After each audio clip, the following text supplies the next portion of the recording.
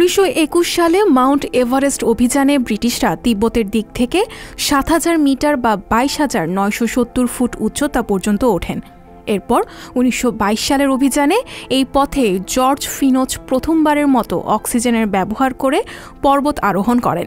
তিনি ৮,৩২০ মিটার বা ২৭,৩০০ ফুট উচ্চতা পর্যন্ত ওঠে মানব ইতিহাসের নতুন কীর্তি স্থাপন করেন, যা ছিল সর্বপ্রথম কোনো মানুষের এই উঁচুতে আরোহণ। এরপর থেকে অনেক মানুষ চেষ্টা করেছেন বিশ্বের সর্বোচ্চ পর্বত শৃঙ্গকে জয় করার। ১৯৫৩ সালে আসে সেই মাহেন্দ্রক্ষণ। এভারেস্টের চূড়ায় পৌঁছতে সক্ষম হন এডমন্ড হিলারি এবং তেনজিং নরগে। তবে পৃথিবীর সর্বোচ্চ উঁচু পর্বতের চূড়ায় উঠতে প্রাণ দিয়েছেন অগণিত মানুষ। এরপরও কখনো মানুষের প্রচেষ্টা থেমে থাকেনি। এখন পর্যন্ত এভারেস্ট জয় করতে সক্ষম হয়েছেন কয়েক হাজার মানুষ। দুর্গম ও প্রতিকূল পরিবেশের কারণে এভারেস্ট জয় বেশ দুরূহ হলেও এবার মাত্র ২ বছর বয়সী শিশু এভারেস্টের বেস ক্যাম্প জয় করেছে। সমতল থেকে এই বেস ক্যাম্পের উচ্চতা প্রায় ১৭,০০০ ফুট উঁচুতে অবস্থিত। অক্সিজেন কমের পাশাপাশি এখানে তাপমাত্রাও থাকে মাইনাসে।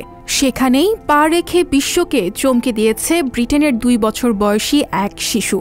সেই সাথে নতুন বিশ্ব রেকর্ডও তৈরি করেছে সে। কার্টার বাবা ও মায়ের সাথে পায়ে হেঁটে বেস ক্যাম্পে পৌঁছায়।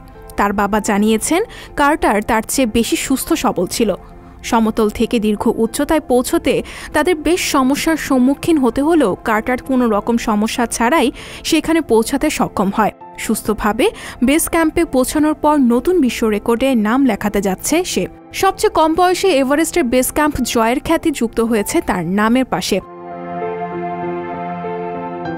এর আগে ২০২৩ সালে ৪ বছর বয়সী এক শিশু তার বাবা ও দাদার সাথে এভারেস্টের বেস ক্যাম্পে পৌঁছায়।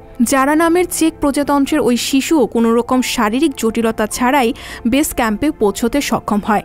তার আগে মাত্র ৫ বছর বয়সে এভারেস্টের বেস ক্যাম্পে পৌঁছানোর রেকর্ড ছিল ভারতের মহারাষ্ট্রের থানে জেলার বাসিন্দা প্রিসা লোকেশ নিকাজুর। সঞ্জিতা শম্পা, সংবাদ প্রকাশ।